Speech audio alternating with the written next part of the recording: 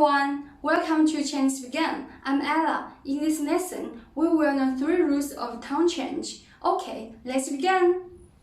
Do you know, sometimes the tongue mark above a vowel in a syllable is clearly the third tongue, but it sounds like the second tongue. So why?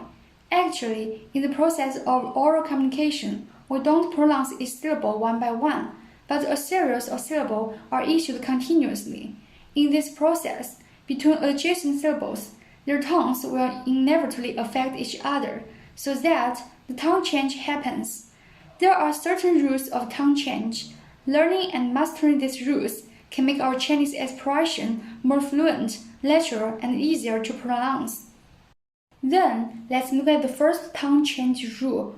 When two third tongue syllables are read in sequence, the first syllable turns into the second tongue. Let's look at more examples. 可 plus 以 becomes 可以, which means can. Both of these two characters have the third tongue, but when read them together, the third tongue of 可 becomes the second tongue. 语 plus 法 becomes 语法, which means grammar. Both of them have the third tongue, but when read them together, the third tongue of 语 should be read into the second tongue.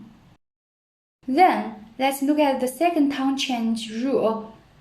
The tongue change rule of the word 不. The word 不 means no. Its basic tongue is the fourth tongue. When the word 不 is followed by a syllable in the first, second, or the third tongue, its tongue doesn't change. For example, 不吃, 不行, and 不好. Second, when the word 不 is followed by a syllable in the fourth tongue, it changes into the second tongue. For example, 不是, 不看. Then, let's look at the third tongue change rule. The tongue change rule of the word 一. The word 一 means number 1. Its basic tongue is the first tongue. When the word 一 is used alone or in a number, its tone doesn't change. For example, 第一, which means number 1. 星期一, which means Monday. 一月, which means January. When the word 一 is followed by a syllable with the first, second, or third tongue, it changes into the fourth tongue.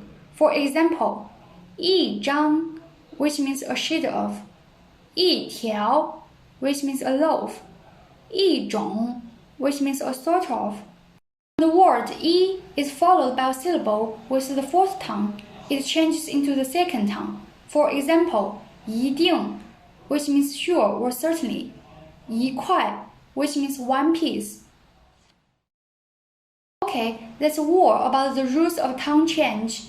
In next lesson, we will learn the last lesson, whole reading syllables of Chinese pinyin. Okay, see you next time.